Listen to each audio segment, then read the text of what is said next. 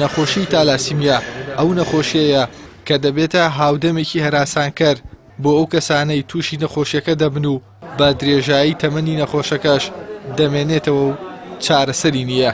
بەردەوام دەبێت نەخۆشەکە لە ململانێدا بێت تا پارێزگاری لەمانەوەی خڕۆکە سوورەکانی بکات لە پێناومانەوەی لە ژیاندا. پزیشکەکان دەڵێن نەخۆشیەکە بۆ ماوەیە و لە دایک و باوکەوە بۆ منداڵ دەگوازرێتەوە. فەحسی جیناتی بۆ ئەکەین کە کاتێک کۆرپەکە لە سکی دایکایەتی ئەگەر هەڵگر بێت ئەوە یاخود تەبیعی بێت ئەوە حملەکە بەردەوامە بێت و کێشەمان نابێت لەگەڵ مناڵەکەیە.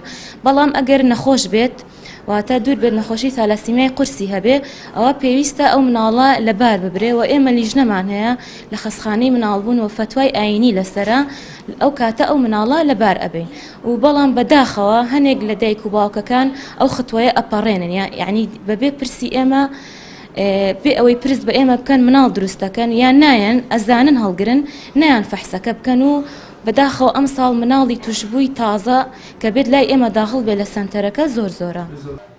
کۆمەڵەی نەخۆشانی تالاسیمیای کوردستان ڕای دەگەێنێت بەهۆی قەیرانی دارایی و کەمی دەرمان و خوێنەوە گوزەرانی توشبوانی نەخۆشیەکە بەردەوام ڕوو لە خراپی دەکات. هەروەها بەشێک لە نەخۆشەکانیش بەهۆی بەردەوام وەرگرتنی خوێنەوە تووشی دەیان نەخۆشی دیکە دەبن. بەهۆی گرانی نەخۆشەکە و کاریگەری نەخۆشەکەەوە دەتوانم بڵێم بەشێک لە نەخۆشەکان تووشی گرفتی تری تەندروستی بوون کە ئەمانە ژەر پێویستی بە چارەسەر هەیە. ئەم قەیرانە داراییە ئەم قەیرانە سیاسیە کاریگەریی لەسەر هاوڵاتیان هەبوو بێ سەدان جار کاریگەری لەسەر توشبوانی تالاسیمیا بۆ لەسەر گوزەرانیان. نەخۆشانی تالاسیمیا دەڵێن ژیانیان پەیوەستە بەبوونی خوێن لە بانکی خوێندا لە ماوەی ڕابردووشدا گرفتی کەمی خوێنیان هەبووە. هەروەها پەیامیشیان بۆ هاوڵاتیان ئەوەیە با خوێن بەخشین ژیان بۆ ئەوان بگەڕێنەوە. بەس وەکو دەرمانی چمان بۆ نەکراوە بۆ لایانی چارەسەری یان موچەکانمانە کەم بووەتەوە تا ئێستا یعنی بەشی ئەوە ناکەوت فەحسێکی پێ بکەین یا شتێکی پێ بکەین.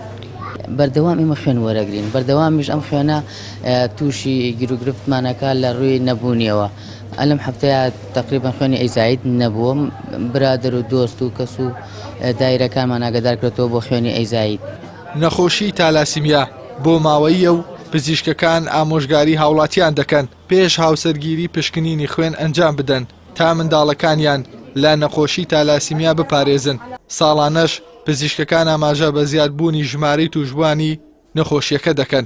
لە بەرامبەریشدا بەهۆی قەیرانی داراییەوە لا نەخۆشخانەکاندا دەرمانی پێویست نییە تا چارەسەری نەخۆشەکانی پێ بکرێت. سەرڕای ئەوەش گوزەرانی خێزانەکانیان لەو پەڕی خراپیدایە. ئیحسان سابر کەناڵی ئاسمانی پەیام سلێمانی.